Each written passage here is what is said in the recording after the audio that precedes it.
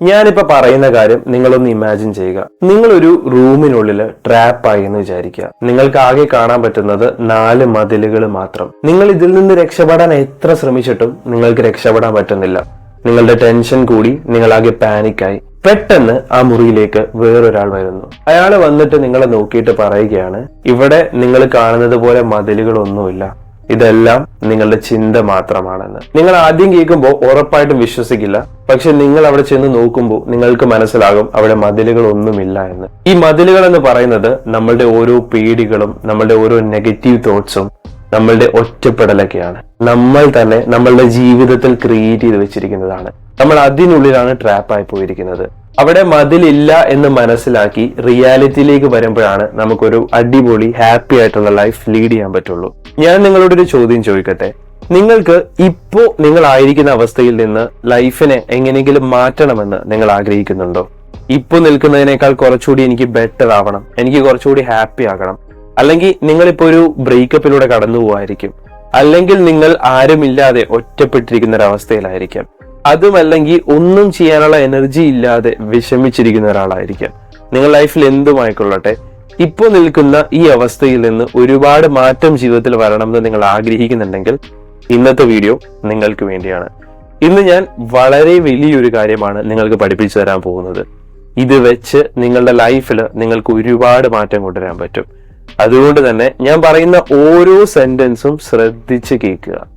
നമുക്ക് വീഡിയോ തുടങ്ങുന്നതിന് മുമ്പ് എനിക്ക് പ്രധാനമായി നിങ്ങളോട് ഒരു കാര്യം പറയാനുണ്ട്. ഇന്ന് ഒരുപാട് ആൾക്കാർക്ക് ഇമോഷൻസ് പ്രോപ്പറായിട്ട് ഹാൻഡിൽ ചെയ്യാൻ അറിയില്ല.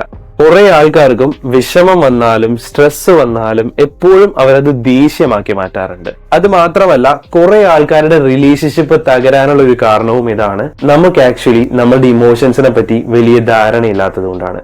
അതുകൊണ്ട് തന്നെ ഡിസംബർ 8 തീയതി ഈ സൺഡേ മൈൻഡ് വാഷ് ഒരു വെബിനാർ അറേഞ്ച് ചെയ്യുന്നുണ്ട്. Handling emotions A scientific approach.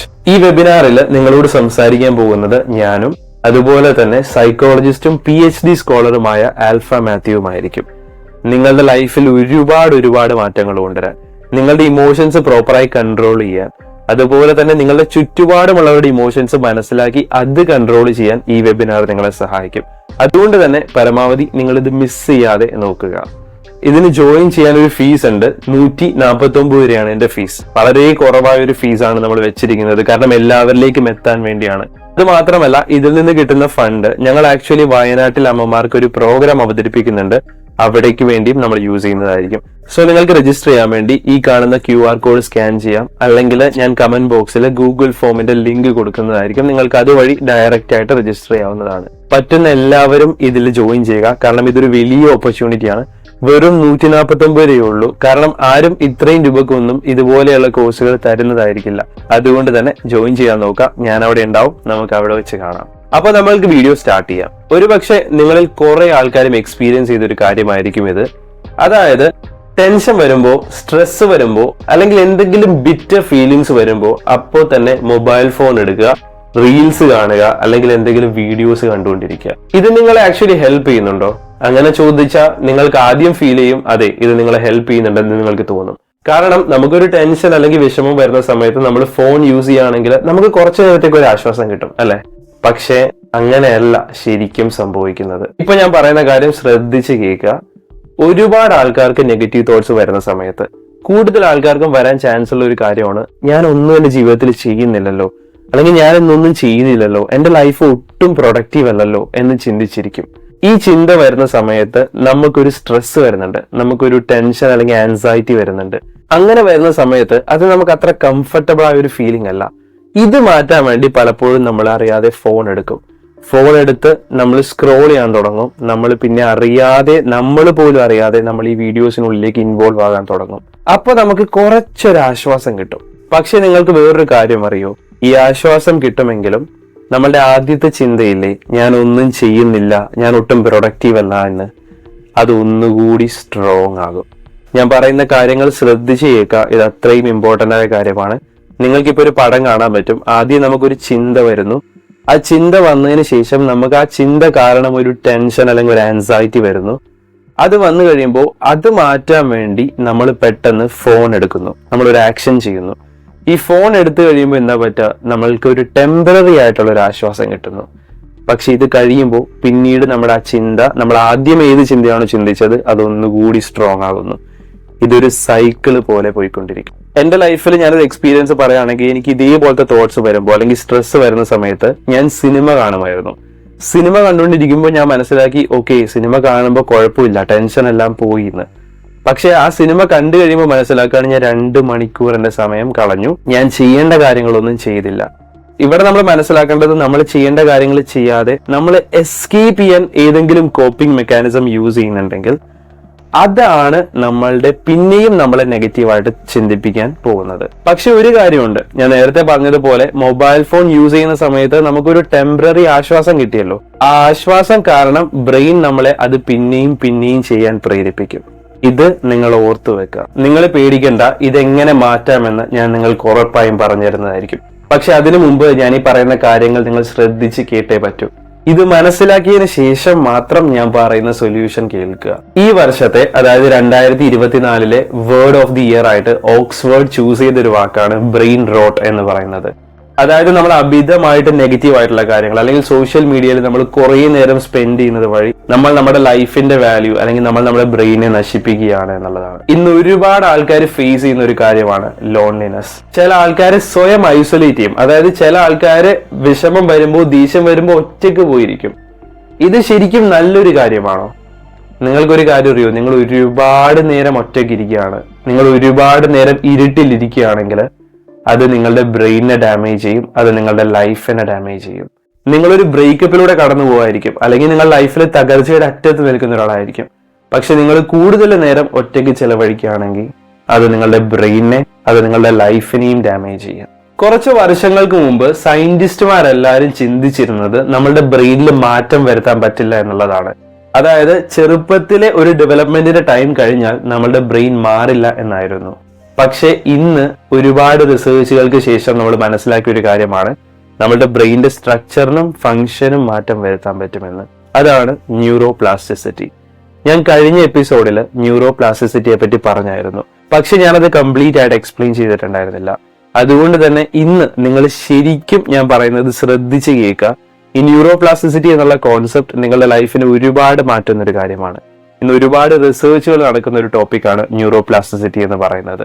So ഞാൻ നേരത്തെ പറഞ്ഞതുപോലെ തന്നെ ഒറ്റയ്ക്ക് ഇരിക്കുന്നത് അല്ലെങ്കിൽ നമ്മൾ എല്ലാവരിൽ നിന്നും അകന്ന് ഇരിക്കുന്നത് അല്ലെങ്കിൽ ഇരുട്ടത്തിരിക്കുന്നതൊക്കെ നമ്മുടെ ബോഡിക്ക് അല്ലെങ്കിൽ നമ്മുടെ ബ്രെയിന് ഡാമേജ് ആണെന്ന് പറഞ്ഞതുപോലെ ഒരു എക്സ്പെരിമെന്റ് നടത്തിയിട്ടുണ്ട്.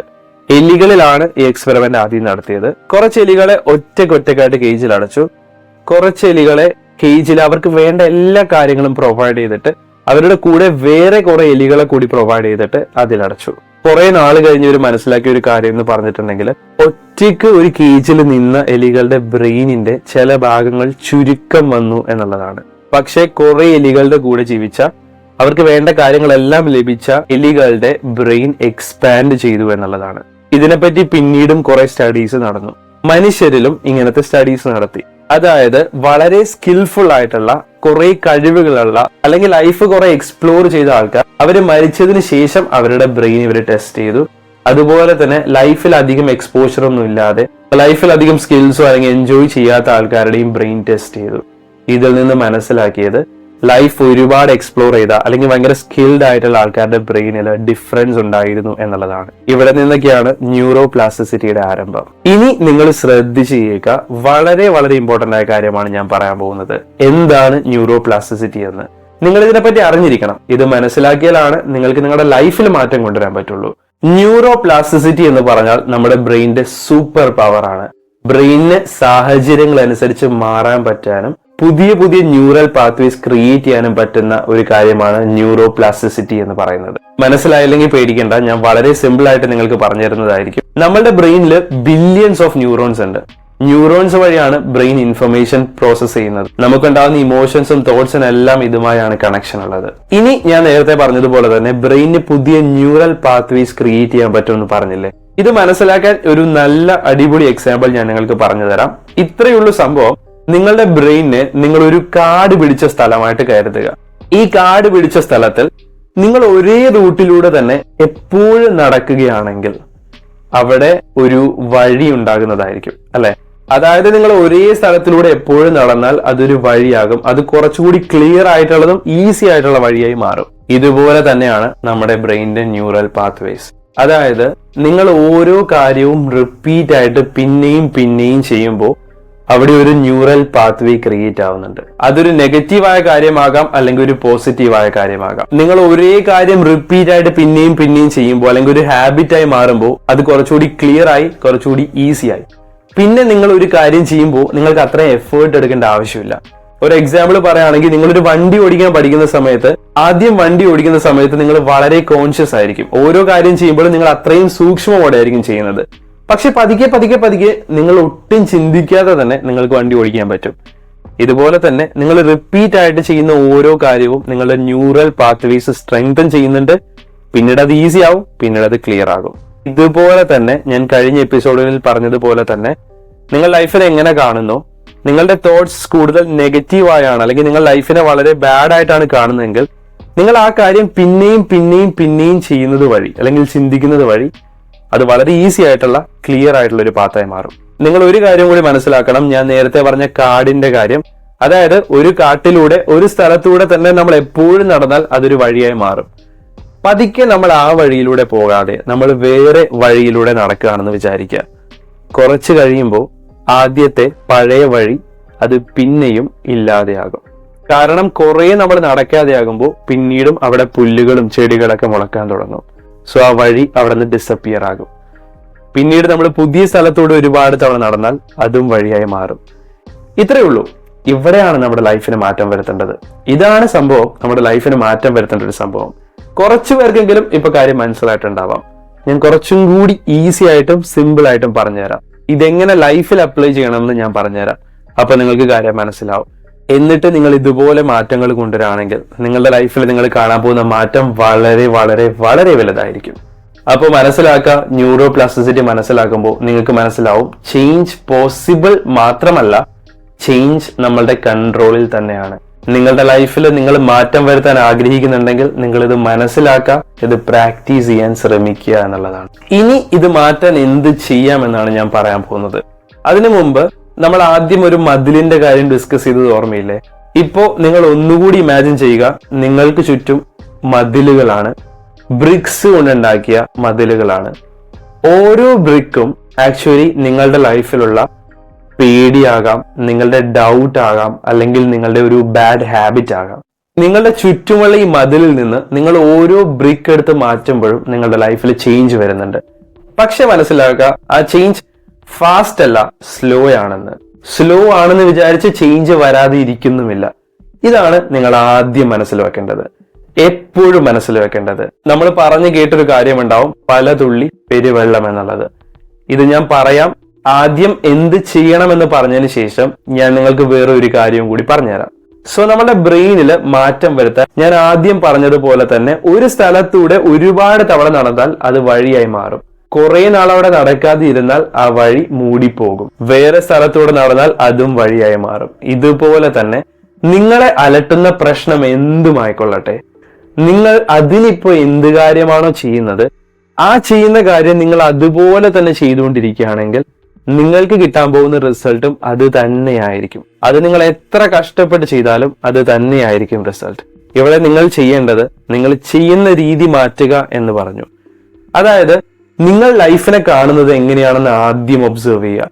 നിങ്ങൾ നിങ്ങളുടെ ചിന്തയെ ആദ്യം ഒബ്സർവ് ചെയ്യുക.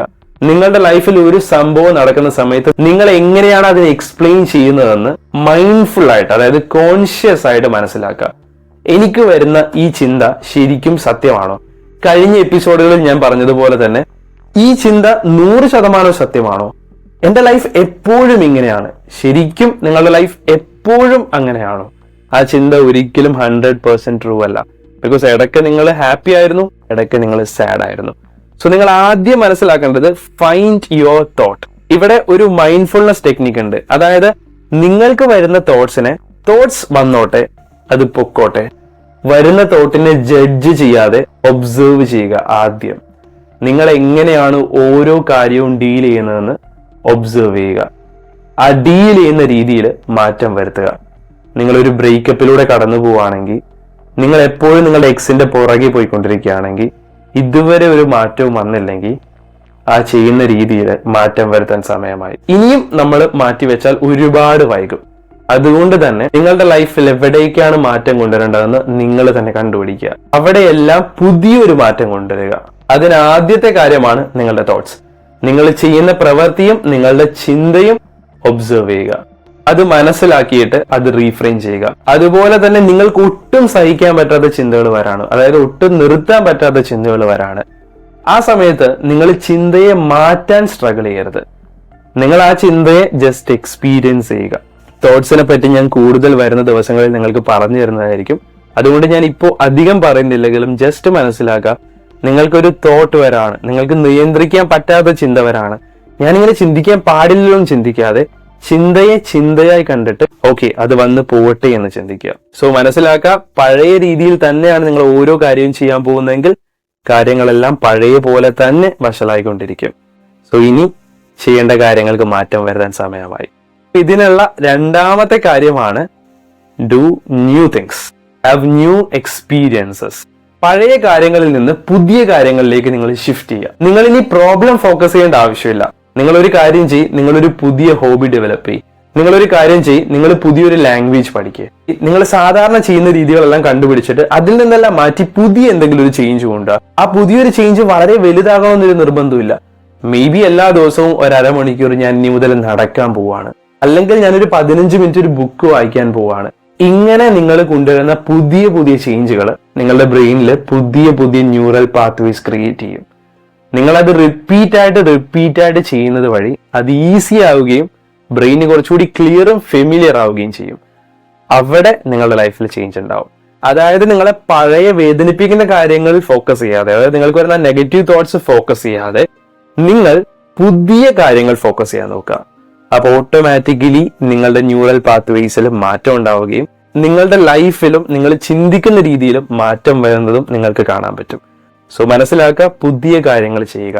അതുപോലെ തന്നെ പുതിയ കാര്യങ്ങൾ എക്സ്പീരിയൻസ് ചെയ്യാൻ നോക്കുക. ഞാൻ ആദ്യം പറഞ്ഞതുപോലെ തന്നെ ലോൺലിനെസ് അല്ലെങ്കിൽ ഒരു വിഷമം വരുന്ന സമയത്ത് നമ്മൾ നമ്മളെ തന്നെ ഒറ്റപ്പെടുത്തി നമ്മൾ മാറി നിൽക്കും.